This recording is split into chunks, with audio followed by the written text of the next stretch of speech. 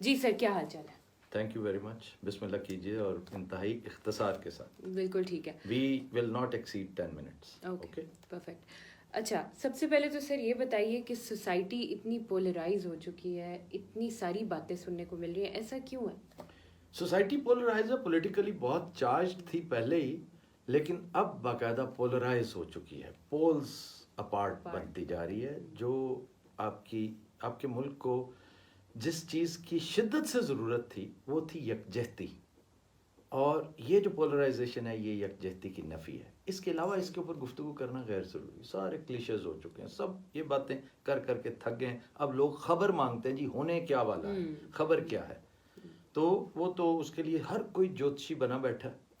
میں تو یہ گزارش خاص طور پہ، آج میرا موڈ نہیں تھا ولاگ کرنے کا، لیکن آپ سے جو گفتگو چل رہی تھی وہ میں نے سوچا کہ ولاگ کی شکل میں ہم کر دیں کہ پولرائزیشن ہونی تھی، یہ منطقی انجام تھا.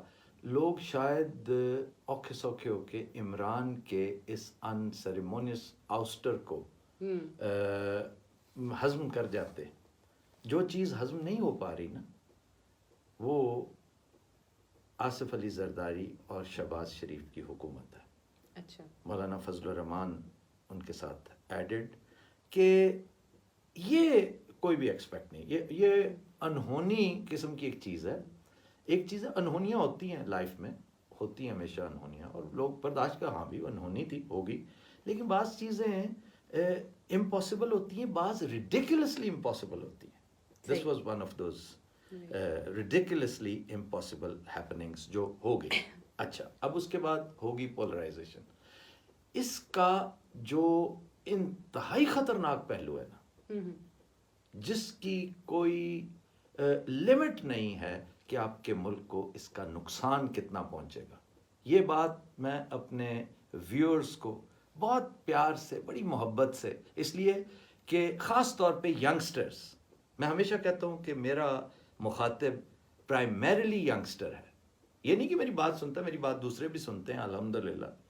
ینگسٹرز جو ہے نا، وہ کوئی زیادہ وہ سمجھنے کے لیے تیار بیٹھے ہوتے ہیں کہ آپ بتائیں، ہمیں سمجھائیں کہ کیا معاملہ ہے. آپ کے ملک کو، معاشرے کو بعض لوگ، بعض عناصر، بعض قوتیں ناقابل تلافی نقصان پہنچانا چاہتی ہیں. یہ بات پلے باندھ لیجیے. بے شک. آپ سے لازماً اپنے اثاثے جو ہے وہ چھیننا چاہتے ہیں. آپ کے اثاثوں میں بہت قیمتی اثاثے آپ کے ادارے ہیں. آپ کا ہر ادارہ بہت قیمتی ہے، اور میں سمجھتا ہوں یہ ادارہ کم اور اثاثہ زیادہ ہے. خاص طور پہ اس پولرائزیشن کے نتیجے میں یہ جو فوج کے خلاف بے تکی باتیں، بیکار باتیں. دیکھیں، فہم کی غلطی بڑے سے بڑے اسکالر سے بھی ہو سکتی ہے، کنفیوشس سے بھی ہو سکتی ہے. اب کنفیوشس سے مجھے وہ کراچی والا واقعہ جو ہے اس پہ بھی ہم نے بات کرنی ہے. یہ جو دیکھیں نا، یہ اس کا شاخسانہ ہے. اسی پولرائزیشن سے فائدہ اٹھایا جا رہا ہے کہ کراچی میں جو کچھ ہوا ہے. تو فہم کی غلطی اپنی جگہ پر، لیکن آپ کا ہر ادارہ آپ کا اثاثہ، اور آپ کا سب سے بڑا ادارہ آپ کا سب سے بڑا اثاثہ. آئی تھنک یہ ویسے بھی ہمارے لیے ایک پرائڈ کی بات ہے، کیونکہ ہم ان قوموں میں سے ہیں، پہچانے جاتے ہیں کہ ملٹری کی وجہ سے جن کی مطلب پہچان بنی. ملٹری آپ کی ایک بڑی ایک آپ کا مسل ہے، آپ کی مجبوری. ملٹری کوئی ایسی چیز نہیں جس پہ بہت اترایا جائے کہ جی ہماری ملٹری بہت تگڑی ہے لیکن ہم بھوکے مر رہے ہیں. یہ بھی تو اپنی جگہ ایک فیکٹ ہے نا. ہم سیکیورٹی پیرانویا کا شکار تھے پہلے دن سے. سیکیورٹی فیئرز تھے. پیرانویا تو ایک طرح سے جو تنزن لوگ کہتے ہیں. ہم حقیقتاً انتہائی انسیکیور تھے، اور اب مزید ہو گئے. جتنے پہلے تھے اس سے زیادہ ہو گئے. دیکھیں، فوج کے اندر انڈیویجولز کی سوچ اور فہم کے ساتھ آپ اختلاف کر سکتے ہیں، لیکن خدا کے واسطے ادارے کو برا کہنا اپنے آپ کو گالی دینے کے مترادف ہے. میں 50,000 دفعہ کہہ چکا ہوں، ریپیٹ کرتا چلا جاؤں گا. شاید یہ بات اثر کر جائے کہ ہم بطور قوم بہت شاندار لوگ ہیں، لیکن بکھرے ہوئے موتی ہیں. ہمیں اگر کسی چیز نے سنبھال رکھا ہے نا، جس دھاگے نے، اس کو فوج کہتے ہیں. اور خدا کی قسم یہ فوج قابل فخر فوج ہے. اس کے اوپر جتنا فخر کیا جائے اللہ کا جتنا شکر کیا جائے وہ کم ہے. یہ فوج بڑی شاندار فوج ہے. فوج کے اندر مسائل ہوتے ہیں, معاملہ ہر ادارے میں ہوتی ہے. کیسے ممکن ہے کہ ہماری فوج ہے اور اس میں مسائل نہ, ہم خود مسائلستان ہیں. تو غلطیاں ایک چیز ہے, اس میں کہیں کہیں چلتے چلتے کجروی آ جاتی ہے, وہ انٹینشنل نہیں ہوتی. میں نے ہمیشہ مثال دی ہے بھٹو صاحب کے ساتھیوں کی. بھٹو صاحب کے ساتھی چند بڑے شاندار لوگ تھے, جن میں ڈاکٹر مبشر حسن سر فہرست تھے. وہ بڑا معیشت اور معاشیات میں گندا ہوا آدمی تھا, سیاست میں اور تہذیب میں, اخلاق میں, اخلاقیات کا لیول بڑا ہائی تھا. بالکل. ان کی پالیسی تھی نیشنلائزیشن کی, وہ فلاپ ہوگی. وہ فلاپ ہوگی تو اس کا کیا مطلب ہے کہ وہ معاشیات کو سمجھتے نہیں تھے, اقتصادیات کو سمجھتے نہیں تھے. گڈ فیتھ میں ایک بندہ کام کرتا ہے, وہ اس سے ہینڈل نہیں ہوتا, دوسری طرف نکل جاتا ہے. چیزوں کو میک گڈ کرنا بھی ایک خصلت ہونی چاہیے. ہمارے اندر ایک خودکار مدافعتی نظام ہوتا ہے. چنانچہ اس پولرائزیشن سے فائدہ اٹھا کر بعض عناصر ہماری فوج کے بارے میں, وہ جو ایک گفتگو چل رہی ہے, میں اسے بکواسیات کے زمرے میں شمار کرتا ہوں. وہ سراسر زیادتی ہے, غلط ہے. باہر سے ہو جو مرضی کرے, ہم کم از کم اندر بیٹھ کے تو نہ کریں. اب آ جائیے وہ جو دہشت گردی والی میں نے بات کی تھی. بالکل, دہشت گردی کی ایک لہر. اب دہشت گردی جب بھی ہوتی ہے, یا آپ کے بارے میں کوئی برا بھلا سوچتا ہے, کوئی اس طرح کی بات سوچتا ہے, میں نے پہلے بھی کہا ہے, جو ایک جوہر نایاب ہے, جو ایک گوہر نایاب جس کو کہتے ہیں, وہ یکجہتی ہے. یکجہتی, اب یکجہتی ہے یونائٹنگ فورس. یونائٹ کرنے والی کوئی فورس ہو تو وہ تو شہباز شریف اور اس کی یہ امپورٹڈ حکومت, یہ تو باقاعدہ ڈیوائڈنگ فورس ہے. اور جن ہتھ کنڈوں پہ یہ اترے ہوئے ہیں, اس وقت جو خطرناک صورتحال ہے, آپ کا سی پیک جو ہے وہ جیپرڈی میں ہے. آپ کا بلوچستان, آپ کا گوادر, آپ کے اثاثے, اینڈ ابو آل آپ کا نیوکلیئر, اس کو ڈی فین کرنے کا خواب, خواہش.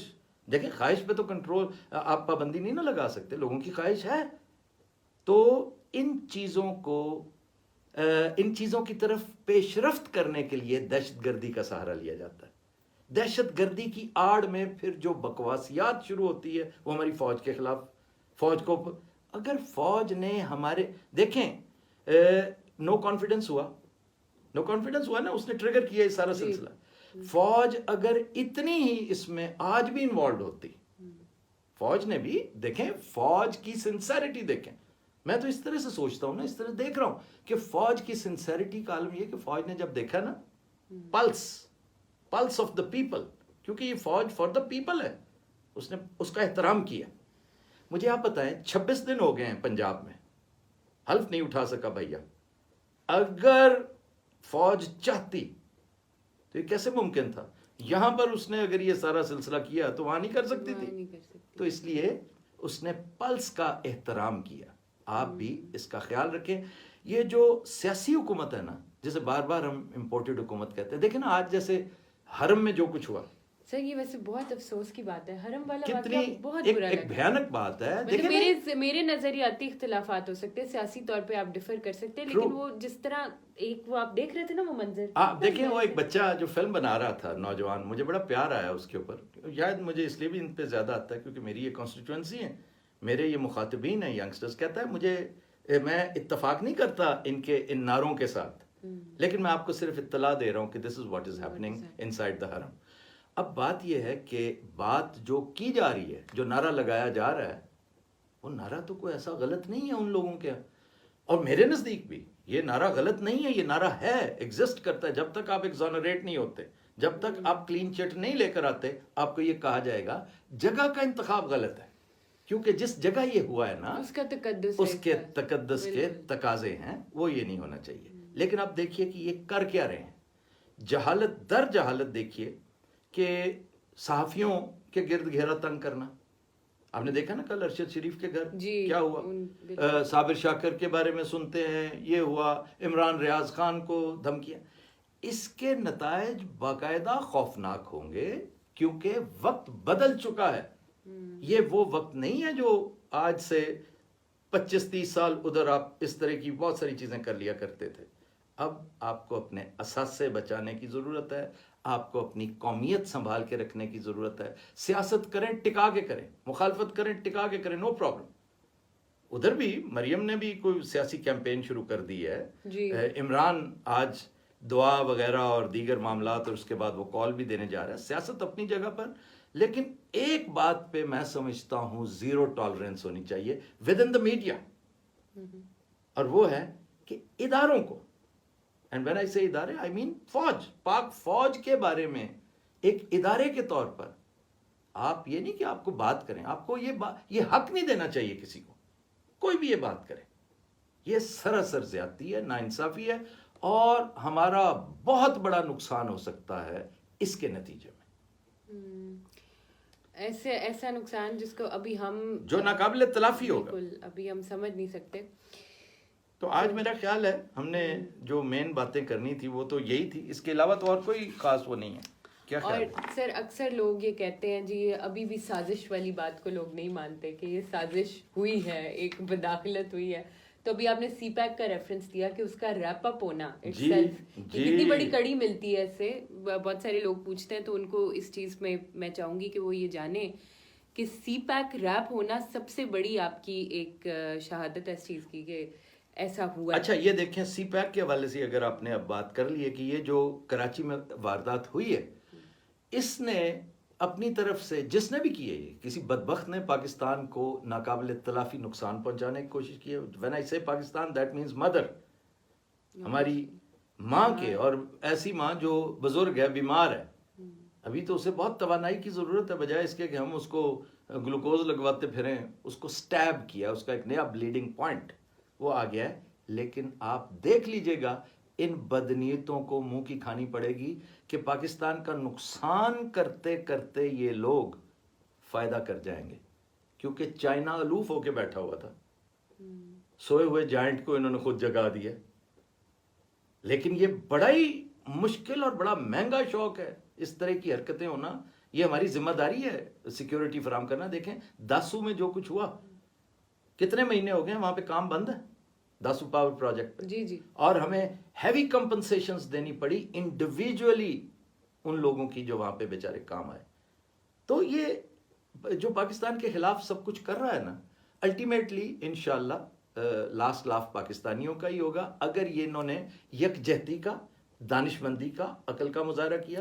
یہ میں صرف عوام کے لیے ہی نہیں کہہ رہا, یہ میں صرف ینگسٹرز کو ہی نہیں کہہ رہا, ایون اداروں کو بھی اس وقت بہت سوچ سمجھ کے یہ دیکھنا ہے کہ جو باہر بیٹھے ہیں نا وہ صرف چھریاں کانٹے تیز کر رہے ہیں, اور ہمیں مدافعت اندر سے کرنی ہے, حفاظت اندر سے کرنی ہے. باہر سے کسی پلانٹ سے کوئی نہیں آئے گا. آپ تگڑے ہوں گے تو اللہ تعالیٰ کی نصرت آپ کے ساتھ ہے. That's right.